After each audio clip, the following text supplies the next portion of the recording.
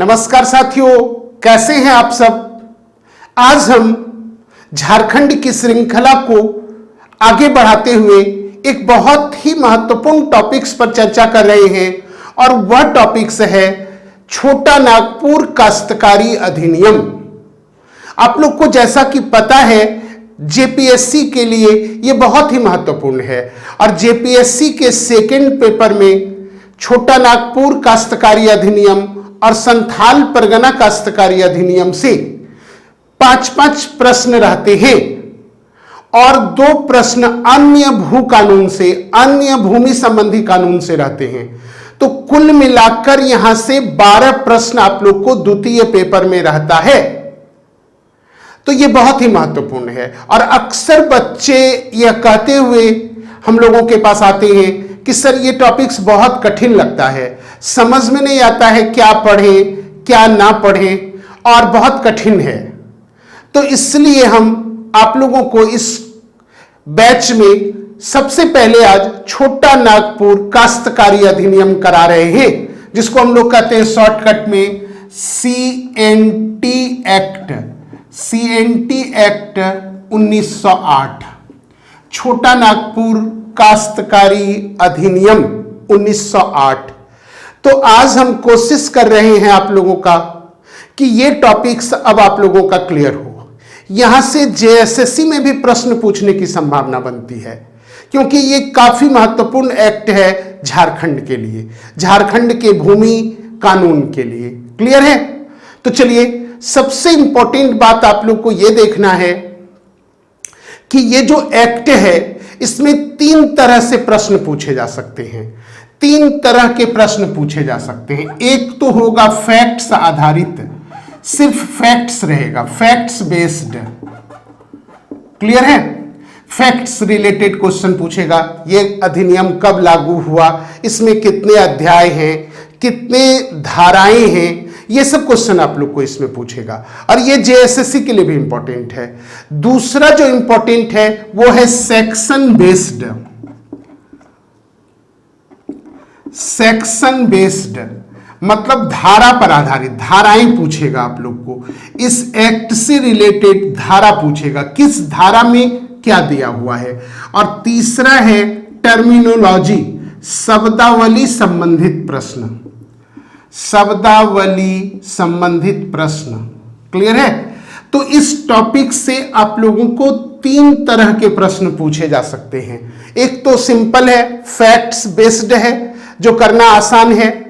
दूसरा है section based, जिसमें आपको धारा पूछा जाएगा।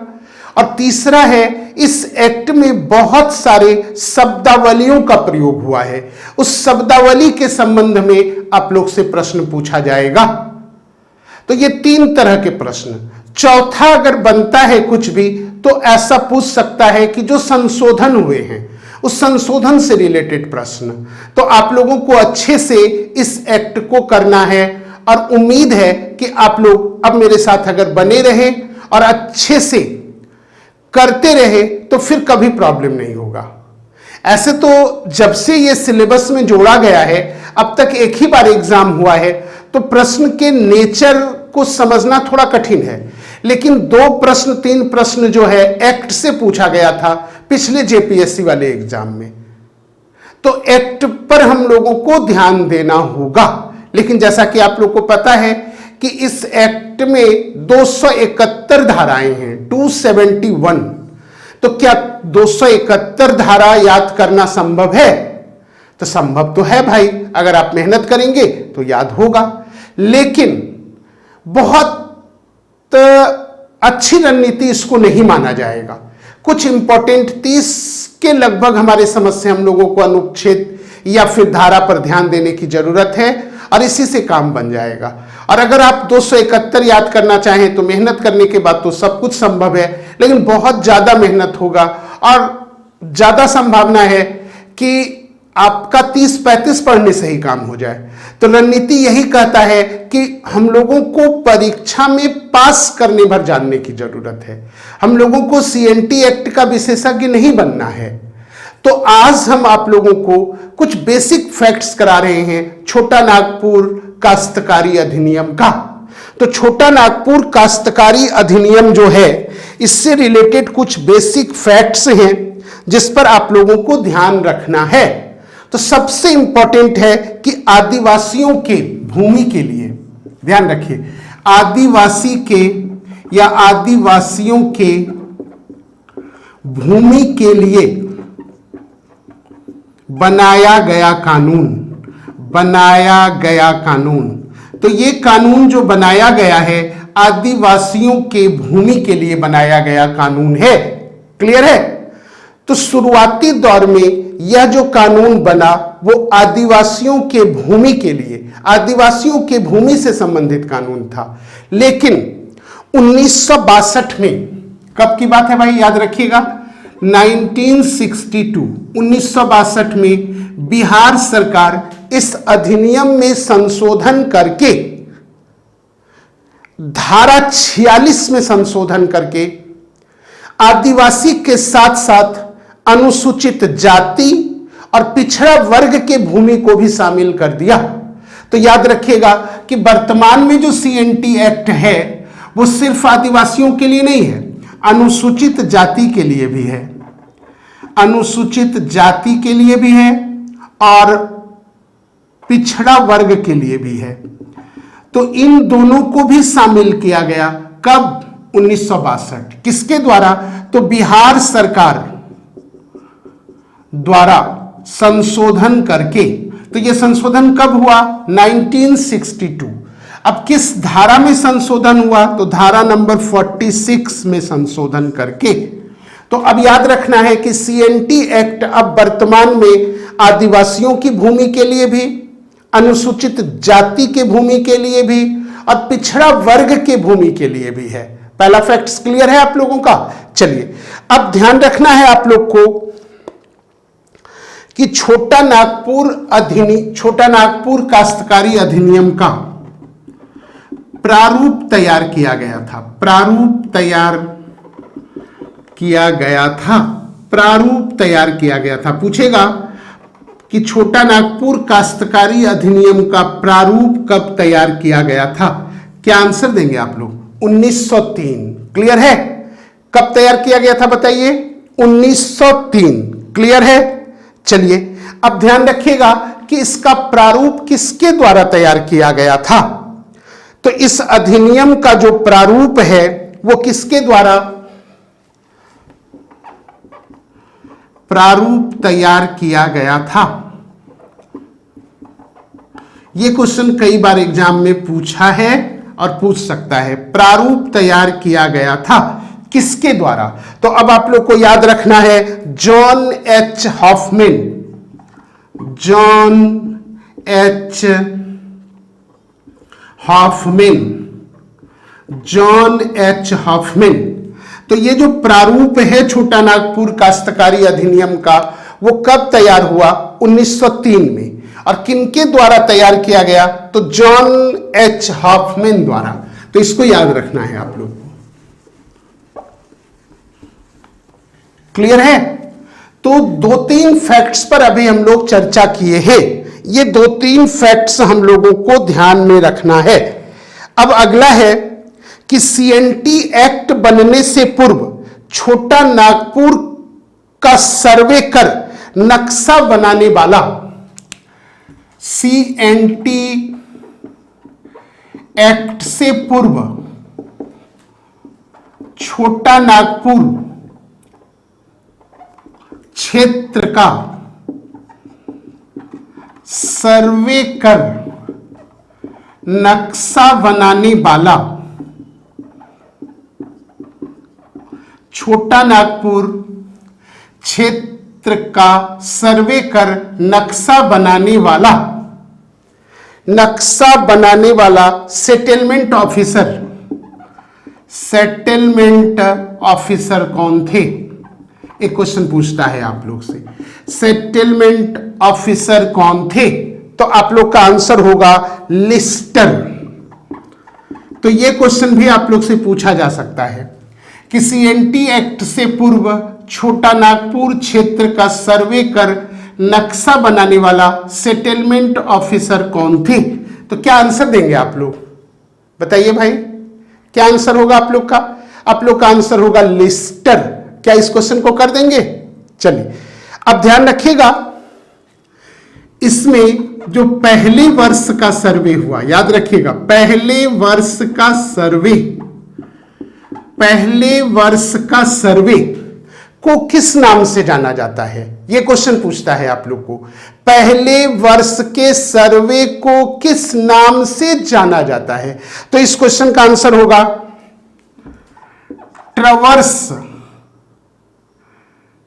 ट्रवर्स। देखिए, अच्छे से देखिए, ट्रवर्स सर्वे। फिर क्वेश्चन पूछता है दूसरे वर्ष का सर्वे किस नाम से जाना जाता है? तो पहले वर्ष का सर्वे किस नाम से जाना जाता है और दूसरे वर्ष का सर्वे किस नाम से जाना जाता है, यह अब आप लोग को, तो दूसरे वर्ष के सर्वे को हम लोग कैडस्ट्रल सर्वे के नाम से जानते हैं। तो ये इंपॉर्टेंट क्वेश्चन बना आप लोग का। बताइए, सीएनटी एक्ट से पूर्व छोटा नागपुर क्षेत्र का सर्वे कर नक्शा बनाने वाले सेटलमेंट ऑफिसर का क्या नाम है? क्या इस क्वेश्चन का आंसर दे पाएंगे? तो चलिए भाई, बिल्कुल दे पाएंगे आप लोग। क्या आंसर देंगे? लिस्टर। चलिए, इसी से रिलेटेड है, पहले वर्ष के सर्वे को किस नाम से जानते हैं? ट्रवर्स सर्वे।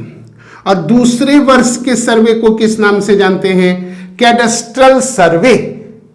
तो ये अब आप लोग को ध्यान में रखना है। क्लियर? अब आइए अगला ध्यान दीजिएगा अब आप लोग कि यह एक्ट लागू कब हुआ, बहुत इंपॉर्टेंट है। सीएनटी एक्ट लागू हुआ या लागू किया गया, यह क्वेश्चन डायरेक्ट आप लोग से पूछ सकता है। सीएनटी एक्ट लागू किया गया कब? तो याद रखिएगा डेट 11 नवंबर 1908। तो अब आप लोग बताइए कि सीएनटी एक्ट लागू कब किया गया? बताइए भाई। तो 11 नवंबर 1908 सीएनटी एक्ट लागू कब किया गया? क्या बताएंगे आप लोग? आप लोग का आंसर होगा 11 नवंबर 1908। क्लियर? अच्छा बताइए, प्रारूप कब तैयार किया गया? तो 1903 में। प्रारूप किनके द्वारा तैयार किया गया, ये बताइए आप लोग। आप लोग को बता चुके हैं कि प्रारूप किनके द्वारा तैयार किया गया, तो जॉन एच हॉफमैन द्वारा। और ये लागू कब किया गया? कर पाएंगे? एक क्वेश्चन यहीं से ध्यान दीजिएगा आप लोग। क्वेश्चन पूछता है किस अधिनियम द्वारा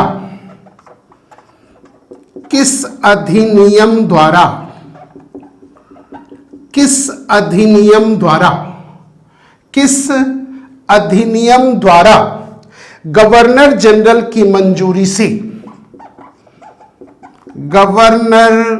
जनरल की मंजूरी से इसे अधिनियमित किया गया। तो ये जो छोटा नागपुर टेनेंसी एक्ट है, वह किस अधिनियम द्वारा गवर्नर जनरल की मंजूरी से इसे अधिनियमित किया गया? तो याद रखिएगा, भारतीय परिषद अधिनियम।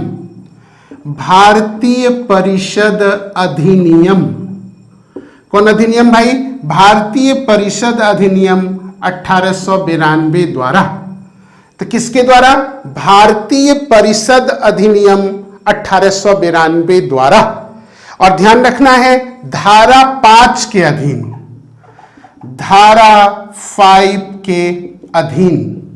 धारा 5 के अधीन। तो ये जो सीएनटी एक्ट लागू किया गया 11 नवंबर 1908 को, वह किस अधिनियम द्वारा गवर्नर जनरल की मंजूरी से इसे अधिनियमित किया गया? तो आंसर क्या देंगे? भारतीय परिषद अधिनियम 1892 द्वारा। और इस अधिनियम के किस धारा द्वारा? धारा 5 द्वारा। अब याद रखिएगा, उस समय गवर्नर जनरल कौन थे? जिस समय ये एक्ट लागू हुआ, ये क्वेश्चन भी आप लोग से पूछ सकता है कि उस समय गवर्नर जनरल कौन थे, तो आंसर होगा लॉर्ड मिंटो प्रथम। लॉर्ड मिंटो प्रथम। क्लियर है? क्या आंसर देंगे? लॉर्ड मिंटो प्रथम। तो जिस समय यह एक्ट लागू किया गया 11 नवंबर 1908 को, उस समय गवर्नर जनरल कौन थे? इस क्वेश्चन का आंसर बताइए भाई, क्या होगा? लॉर्ड मिंटो प्रथम। किसके द्वारा भाई? लॉर्ड मिंटो प्रथम। क्लियर है? कोई डाउट है इसमें? नहीं है। चलिए अब अगला देखते हैं कि यह जो है एक्ट किस विद्रोह का परिणाम था। क्वेश्चन पूछता है कि छोटा नागपुर टेनेंसी एक्ट जो है वह किस विद्रोह का परिणाम था। याद रखेंगे, बहुत इंपॉर्टेंट है। चलिए प्रश्न है कि ये जो एक्ट है छोटा Nagpur tenancy act, CNT act, यह किस विद्रोह का परिणाम था? किस विद्रोह का परिणाम था? तो अगर ये क्वेश्चन पूछे तो इसका डायरेक्ट आंसर देंगे मुंडा विद्रोह। किस विद्रोह का भाई? मुंडा विद्रोह। बिरसा मुंडा के नेतृत्व में जो मुंडा विद्रोह हुआ था 1895 से 1900 ईस्वी के बीच, इस विद्रोह का परिणाम था CNT एक्ट। तो क्या इस क्वेश्चन को कर पाएंगे आप लोग? किस विद्रोह का परिणाम था CNT एक्ट? अब आप लोग का आंसर होगा मुंडा विद्रोह। क्लियर? चलिए अगला क्वेश्चन देखना है अब आप लोगों को कि ये एक्ट झारखंड के किस क्षेत्र में लागू किया गया। ये क्वेश्चन पर ध्यान देना है आप लोग को। झारखंड के किस क्षेत्र में लागू किया गया? तो आप लोग को पता है कि दो महत्वपूर्ण क्षेत्र हैं झारखंड में, एक है छोटा नागपुर और दूसरा है संथाल परगना। तो छोटा नागपुर के लिए जो एक्ट बना वह है छोटा नागपुर काश्तकारी अधिनियम, और संथाल परगना के लिए जो एक्ट बना वह है संथाल परगना काश्तकारी अधिनियम। तो ये जो अधिनियम है, नाम से ही पता चलता है कि छोटा नागपुर क्षेत्र में लागू किया गया था। किस क्षेत्र में भाई? छोटा नागपुर क्षेत्र में। तो अब आप लोग को याद रखना है कि झारखंड में प्रमंडल कितने हैं? बताइए आप लोग, झारखंड में प्रमंडल कितने हैं? 5। कितने प्रमंडल हैं? 5। 5 प्रमंडल में से 4 प्रमंडल में लागू किया गया। सिर्फ एक प्रमंडल में नहीं लागू किया गया, तो वो कौन है? संथाल परगना। क्लियर है? तो किस प्रमंडल में लागू नहीं हुआ? संथाल परगना। और किस प्रमंडल में लागू हुआ? तो रेस्ट जो 4 प्रमंडल बचते हैं उसमें लागू हुआ। क्लियर है? तो 4 प्रमंडल, उत्तरी छोटा नागपुर, दक्षिणी छोटा नागपुर, पलामू और कोल्हान, ये क्षेत्र में लागू हुआ छोटा नागपुर काश्तकारी अधिनियम। और संथाल परगना क्षेत्र में लागू हुआ Santhal Pargana tenancy act. Clear है? तो ये अब आप लोग को ध्यान रखना है। तो अगर आज के बाद आप लोग से क्वेश्चन पूछे कि कितने प्रमंडल में छोटा नागपुर काश्तकारी अधिनियम को लागू किया गया, आंसर क्या देंगे? 4 प्रमंडल। अब आप लोग को पता है कि झारखंड में जिला कितना है? 24। कितना जिला? 24। तो 18 जिले में लागू किया गया। तो छोटा नागपुर काश्तकारी अधिनियम कितने जिले में लागू किया गया है? 18 जिले में। संथाल परगना में आप लोग को पता है 6 जिला है। इस 6 जिले को छोड़कर 18 जिले में लागू किया गया CNT एक्ट। तो कितने प्रमंडल में भाई? 4 प्रमंडल में। कितने डिस्ट्रिक्ट में भाई? 18 डिस्ट्रिक्ट में। किस प्रमंडल को छोड़कर? तो संथाल परगना को छोड़कर। किस डिस्ट्रिक्ट को छोड़कर? तो संथाल परगना के 6 डिस्ट्रिक्ट को छोड़कर पूरे झारखंड में छोटा नागपुर काश्तकारी अधिनियम लागू है। तो अगर ये क्वेश्चन आप लोग से अब पूछा जाए तो हम उम्मीद करते हैं कि आप लोग अब बना पाएंगे। बताइए कितने प्रमंडल में? 4 प्रमंडल में। किस प्रमंडल में लागू नहीं किया गया? तो संथाल परगना। कितने डिस्ट्रिक्ट में? तो 18 डिस्ट्रिक्ट में, 6 डिस्ट्रिक्ट को छोड़कर। और वो 6 डिस्ट्रिक्ट किस प्रमंडल का? संथाल परगना प्रमंडल का। तो संथाल परगना प्रमंडल के 6 डिस्ट्रिक्ट को छोड़कर लागू किया गया है ये 18 डिस्ट्रिक्ट में और 4 प्रमंडल में। तो क्या इस क्वेश्चन को अब आप लोग कर पाएंगे? चलिए अब ध्यान रखना है आप लोग को। अब आप लोग को याद रखना है, क्वेश्चन बनेगा कि सीएनटी एक्ट में कितने अध्याय हैं? सीएनटी एक्ट में कितने अध्याय हैं? एक क्वेश्चन ये और एक क्वेश्चन कितने धाराएं हैं? तो अध्याय कितने हैं? 19। धाराएं कितने हैं? 271। तो ये याद रखिएगा, सीएनटी एक्ट में अगर हम आप लोग से पूछे कि कितने अध्याय हैं, आंसर क्या देंगे? अध्याय है हम लोगों का 19 और धारा कितने हैं? 271। तो चलिए बताइए, सीएनटी एक्ट 1908 में कितने अध्याय? 19। कितनी धारा? 271। क्लियर? आइए एक क्वेश्चन पूछेगा कि आज तक कितने बार संशोधन किया गया है? आज तक कितने बार संशोधन किया गया है? तो 26 बार। कितने बार भाई? 26 बार। तो अगर आप लोग से पूछा जाए कि सीएनटी एक्ट में आज तक कितने बार संशोधन किए गए हैं, आंसर क्या देंगे आप लोग? 26 बार। और अंतिम संशोधन जो हुआ है, अंतिम संशोधन 1995। अंतिम संशोधन 1995। 2016 में भी रघुवर दास सरकार द्वारा इसमें संशोधन किया गया है, लेकिन वह अभी विवाद में है, इसलिए हम लोग इस पर अभी चर्चा नहीं करेंगे। तो कितने बार संशोधन हुआ है? 26 बार। अंतिम संशोधन 1995 में। क्लियर है? तो ये हम आप लोग को करवाए कुछ बेसिक फैक्ट्स। ये आपको जेएसएससी, जेपीएससी या झारखंड के किसी भी एग्जाम में पूछे जा सकते हैं। तो इतना तो भाई आप लोगों को एकदम कंठस्थ होना चाहिए। क्लियर है? अब आइए, अब दूसरा बात जो हम लोग करने वाले हैं, उस सबसे पहले हम लोग को करना है, और ये आप लोग को याद करना पड़ेगा कि किस अध्याय में कितने धाराएं हैं और उस अध्याय का विषय क्या है, शीर्षक क्या है। इसको अच्छे से हम लोगों को नोट करके बार बार रिवाइज करना है और याद करना है। अगर ये आप कर पाते हैं तो बहुत कॉन्सेप्ट क्लियर हो जाएगा और इसी के आधार पर आप बहुत सारे प्रश्न का आंसर देने में सक्षम हो जाएंगे। तो आज हम बेसिक फैक्ट्स के साथ साथ आप लोगों को 19 अध्याय, किस अध्याय में कितने धारा, और तीसरा कि उस अध्याय का शीर्षक क्या है, उस अध्याय में किस विषय पर चर्चा की गई है, इसकी बात कर रहे हैं। ये अच्छे से आप लोग लिखें और इसको बार बार रिवाइज करें और याद करें। कोई जरूरी नहीं है कि आप एक ही दिन में कर लें।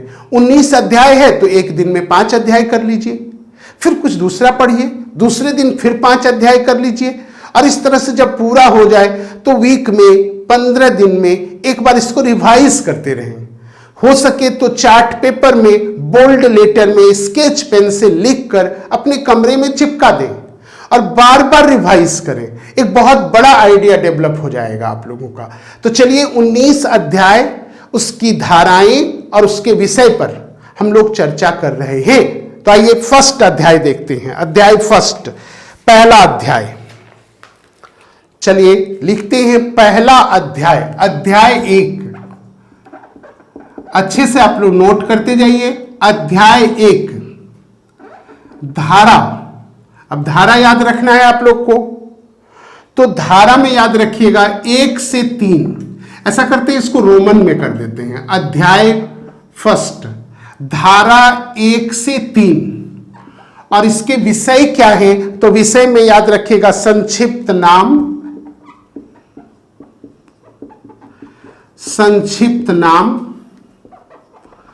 प्रसार एवं परिभाषाएं, एवं परिभाषाएं। तो अध्याय फर्स्ट, अध्याय 1। अब बताइए इसमें कितने अनुच्छेद हैं? 1 से 3, ये रट जाना है एकदम। और बताइए इसका विषय क्या है? संक्षिप्त नाम, प्रसार एवं परिभाषाएं। चलिए आइए अध्याय 2, अध्याय 2। अब अध्याय 2 में कितने अनुच्छेद हैं? तो आपका अनुच्छेद है 4 से 8। कितने? 4 से 8। अब ध्यान दीजिएगा कि इसके विषय वस्तु क्या है, तो काश्तकारों के वर्ग की व्याख्या, काश्तकारों के वर्ग की व्याख्या।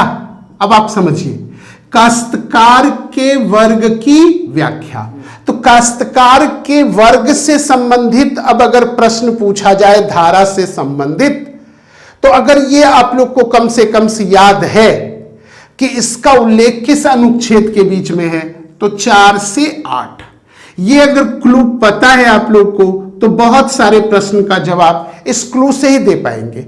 इसलिए हम पहले आप लोग को अध्याय, उससे रिलेटेड धारा और उसका विषय वस्तु करवा रहे हैं। ये तो एकदम भाई कंठस्थ सबों को होना चाहिए।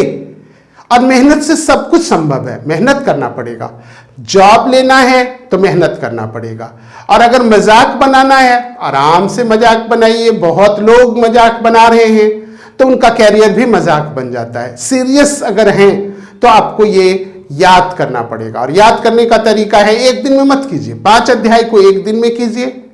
बोल्ड लेटर में स्केच पेन से चार्ट पेपर पर लिखकर अपने कमरे में चिपकाइए। क्लियर? आइए अध्याय 3, अध्याय 3 9 से 14। धारा कितना है भाई? 9 से 14। अगर आप लोग से पूछे अध्याय 3 में कितनी धाराएं? 9 से 14। अब इसका विषय क्या है भाई? तो इसका विषय है भूधारक, भूधारक एवं भूधारक एवं भूमि अंतरण, भूमि अंतरण, भूधारक एवं भूमि अंतरण। अब आप लोग को जैसे हम पूछे अध्याय 3, क्या याद होना चाहिए? अध्याय 3 पूछते ही आपके दिमाग में तुरंत जाना चाहिए अनुच्छेद 9 से 14, विषय भूधारक एवं भूमि अंतरण। चलिए अब करते हैं अध्याय 4, अध्याय 4। क्लियर है? अध्याय 4 में अब कौन कौन धारा है? तो 15 से 36, 15 से लेकर 36 तक। और इसका विषय क्या है? तो अधिभोगी रैयत। अब आप लोग को यह समझ में नहीं आएगा कि अधिभोगी किसको कहते हैं, रैयत किसको कहते हैं, काश्तकार किसको कहते हैं। तो ये हम आप लोग को बताए कि हम आप लोग को एक और बात करवाएंगे। इस धारा, इस एक्ट से संबंधित जितने भी प्रमुख शब्दावलियां हैं उस पर चर्चा करेंगे। और अगर आप शब्दावली को अच्छे से समझ गए, धारा को अच्छे से कर गए, फिर बचा क्या? एक्ट क्लियर है। मेन प्रॉब्लम क्या है कि जब आप किसी बुक में पढ़ते हैं तो आपको शब्दावली समझ में नहीं आता है, तो शब्दावली क्लियर करना है। इसीलिए हम आपको बताए थे बेसिक फैक्ट से रिलेटेड प्रश्न पूछे जाने की संभावना है, धारा से रिलेटेड, संशोधन से रिलेटेड और शब्दावली से रिलेटेड। तो हम लोग क्रम से धीरे धीरे सारे को क्लियर करेंगे, घबराना नहीं है। और ये आसान लगने लगेगा। 3 क्लास या 4 क्लास में आपका ये एक्ट बिल्कुल क्रिस्टल क्लियर होगा। ये मेरा पूरा भरोसा है। तो चलिए बताइए, अध्याय 4 में कौन कौन धारा? 15 से 36, विषय अधिभोगी रैयत। चलिए अध्याय 5 इसका जो है धारा ये है 37 और विषय वस्तु है खूंट कटीदार। याद रखिएगा, खूंट कटीदार या खूंटकटी अधिकार प्राप्त रैयत, ऐसा कर दीजिए, खूंटकटी अधिकार प्राप्त रैयत, इस तरह से कीजिए इसको, खूंटकटी अधिकार प्राप्त रैयत, खूंटकटी अधिकार प्राप्त रैयत। अब आप देखिए खूंटकटी अधिकार क्या है, ये समझ में नहीं आ रहा है, हम करेंगे क्लियर, टेंशन नहीं लेना है। खूंटकटीदार अधिकार प्राप्त रैयत। अब बताइए, सीधा बात है, याद है आपको किस अनुच्छेद में भाई या किस धारा में? 37, किस अध्याय में? 5। चलिए अब आइए अध्याय 6। अब अध्याय 6 में देखिए अनुच्छेद क्या है आपका? 38 से 42। याद रखना है, अध्याय 6 बताइए धारा 38 से 42। अब है कि इसका विषय क्या है, विषय वस्तु क्या है? तो विषय वस्तु में याद रखिएगा अनधिभोगी रैयत। देखिए अब यहां पर यह है अधिभोगी रैयत और ये क्या है? अनधिभोगी रैयत। दोनों अलग अलग है कि एक है? अलग अलग है। अब अनधिभोगी रैयत से रिलेटेड कोई भी धारा पूछे, अगर ये आपको याद है तो आप खोजेंगे 38 से 42 तक में और संभावना है कि आपका प्रश्न बन जाए। तो ये पहला क्लू है हम लोग को धारा और अध्याय और उसके विषय से रिलेटेड। अगर ये समझ में आ गया तो समझिए आपका 50% काम बन गया। क्लियर है? चलिए अब अगला कीजिए, धारा अध्याय 7 अनुच्छेद देखिए इसमें क्या है? 43। अनुच्छेद क्या है? 43 और विषय क्या है? तो अध्याय 4 तथा अध्याय 6। अध्याय 4 तथा 6, अध्याय 4 तथा 6 से छूट प्राप्त भूमि,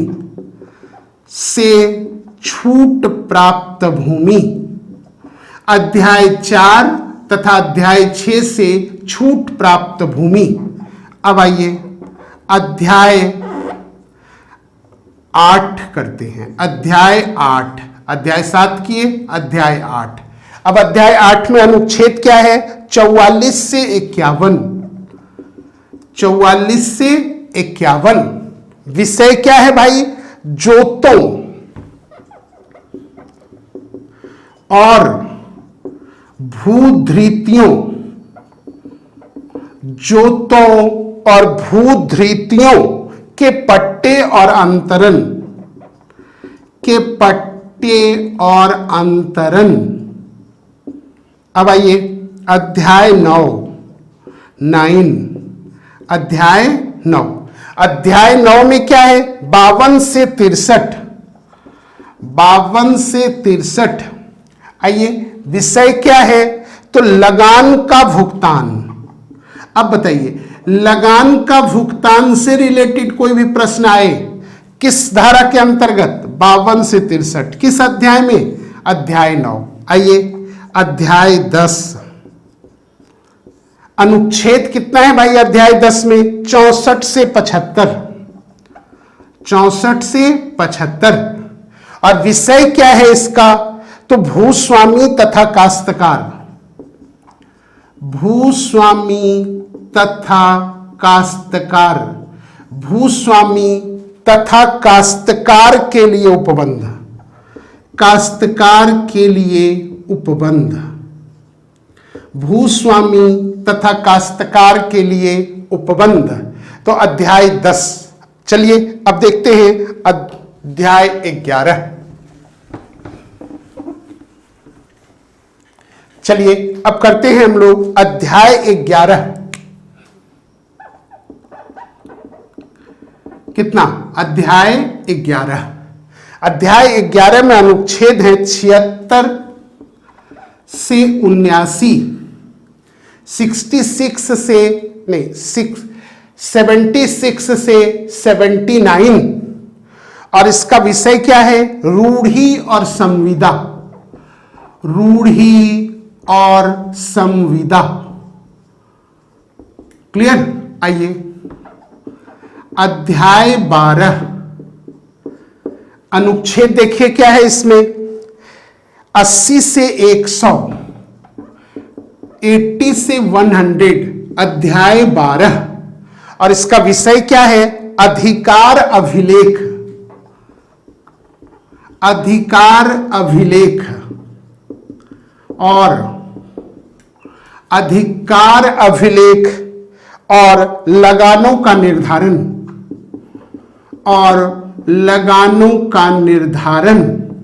क्लियर? आइए अध्याय 13। अध्याय 13, ठीक है। अध्याय 13 में अनुच्छेद क्या है?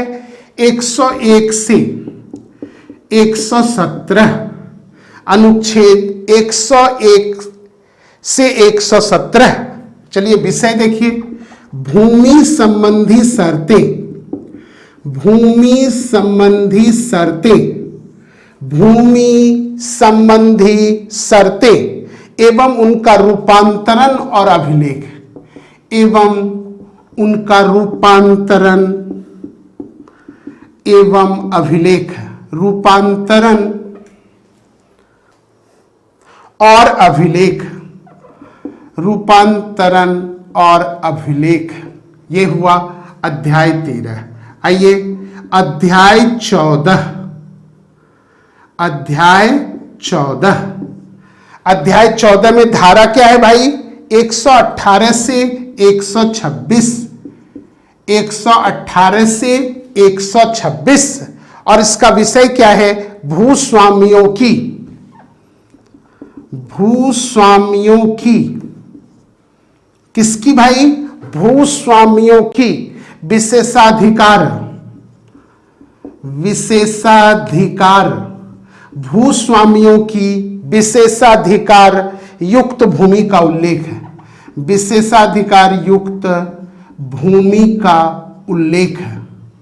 विशेषाधिकार युक्त भूमि का उल्लेख। अगला ये अध्याय 15। अध्याय 15 क्लियर है? अध्याय 15। आइए अध्याय 15 में क्या है भाई? 127 से 134, क्या है धारा? 127 से 134, और इसका विषय क्या है? तो खूंटकटी अधिकार प्राप्त रैयत। खूंटकटी अधिकार प्राप्त रैयत, खूंटकटी अधिकार प्राप्त रैयत, ग्राम मुखिया, ग्राम मुखिया तथा अन्य अधिकारियों की बाध्यताएं, तथा अन्य अधिकारियों की बाध्यताएं, बाध्यताएं। क्लियर? अध्याय 15। आइए अध्याय 16। अध्याय 16, अध्याय 16 में अनुच्छेद क्या है? 135 से 229, 135 से 229, और विषय क्या है भाई? उपायुक्त द्वारा न्यायिक प्रक्रिया। उपायुक्त द्वारा न्यायिक प्रक्रिया, उपायुक्त द्वारा न्यायिक प्रक्रिया। अब आइए अध्याय 17। अध्याय 17, अध्याय 17 230 से 238, 230 से 238, और विषय क्या है इसका भाई? तो परिसीमा, लिमिटेशन, परिसीमा, लिमिटेशन। आइए अध्याय 18 अध्याय 18 में है 239 से 256, 239 से 256। विषय क्या है इसका भाई? तो विषय है इसका मुंडारी खुटकटीदार, मुंडारी खुटकटीदार, मुंडारी खुटकटीदारों के विषय में विशेष उपबंध, के विषय में विशेष उपबंध। क्लियर? मुंडारी खुटकटीदारों के विषय में विशेष उपबंध। और अंतिम अध्याय, अध्याय 19, अध्याय 19। क्लियर है? आइए, अध्याय 19 में अनुच्छेद क्या है? 257 से 271, 257 से 271। और विषय क्या है इसका भाई? तो अनुपूरक उपबंध, अनुपूरक उपबंध। तो इस तरह से आप लोगों को आज हम इस पहले क्लास में इसके बेसिक फैक्ट्स और इसके 19 अध्याय से रिलेटेड धाराएं और उसका विषय वस्तु पर चर्चा किए हैं। आप लोग इसको अच्छे से याद करें, बार बार रिवाइज करें और फिर हम इसको आगे बढ़ाएंगे। तो अगले क्लास में हम इस टॉपिक से रिलेटेड शब्दावलियों को देखेंगे और अगर शब्दावली को समझ गए तो समझिए ये एक्ट क्लियर हो गया। तो कुछ इंपॉर्टेंट शब्दावली पर चर्चा करेंगे और तब फिर हम लोग कुछ महत्वपूर्ण अनुच्छेद कर लेंगे और इस तरह से ये एक्ट समाप्त होगा।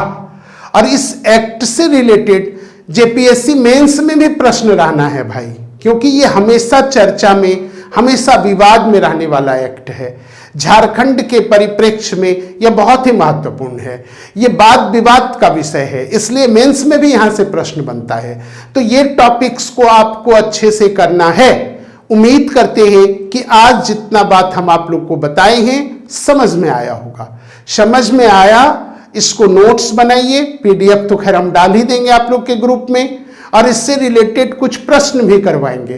तो ये टॉपिक्स कंप्लीट होगा और कभी भी अब आप लोग को यहां से कोई दिक्कत नहीं आने वाला है, ऐसा मेरा मानना है। तो चलिए मित्रों, फिर मिलते हैं नेक्स्ट वीडियो में, फिर इसी टॉपिक्स को आगे बढ़ाएंगे।